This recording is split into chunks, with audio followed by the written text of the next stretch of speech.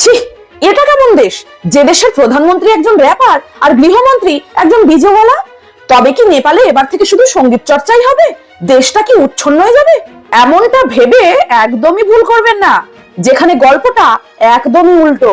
গত 27 মার্চ মাত্র 35 বছর বয়সে নেপালের ইতিহাসে সর্বকনিষ্ঠ প্রধানমন্ত্রী পদে শপথ নিলেন বালেন্দ্র শাহ ওরফে বালেন শাহ। প্রধানমন্ত্রী পদে বসে তিনি একের পর এক চমক দিয়েছেন। তিনি সর্বপ্রথম দেশের সমস্ত প্রাইভেট স্কুলগুলোকে বন্ধ করে দিয়েছেন। এখন থেকে দেশের সর্বোচ্চ ধনী ব্যক্তির ছেলে এবং একটি খেটে খাওয়া মানুষের ছেলে একসাথে পড়াশোনা করবে। তবে দাঁড়ান, এখানেই শেষ নয়। এবার থেকে যত বড় মন্ত্রী হোক না কেন, তাদের গাড়ি ট্রাফিক পুলিশ চেক করতে পারবে। এমনকি সমস্ত মন্ত্রীদের বডিগার্ড তুলে নেওয়া হয়েছে।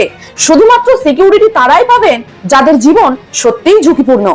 যেসব নেতা মন্ত্রীরা দুর্নীতির সাথে যুক্ত, তাদের সরাসরি অ্যারেস্ট করার আদেশ দেওয়া হয়েছে। No more corruption, only action.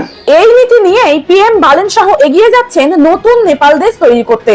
আপনি জানলে আরো অবাক হবেন, বর্তমানে নেপালের মন্ত্রিসভার বেশিরভাগ মন্ত্রীর বয়সই 40-এর নিচে। আপনার কি মনে হয় এই এক ঝাঁক যুবক নেপাল দেশটিকে কোন উচ্চতায় পৌঁছে দেবে? আর এই যুবক প্রধানমন্ত্রীর সিদ্ধান্তগুলো আপনাদের কেমন লাগলো অবশ্যই জানাবেন। নেপালের প্রধানমন্ত্রীর মতো আমাদের দেশেও কি এইরকম একটা প্রধানমন্ত্রীর প্রয়োজন? অবশ্যই কমেন্টে জানাবেন। ধন্যবাদ।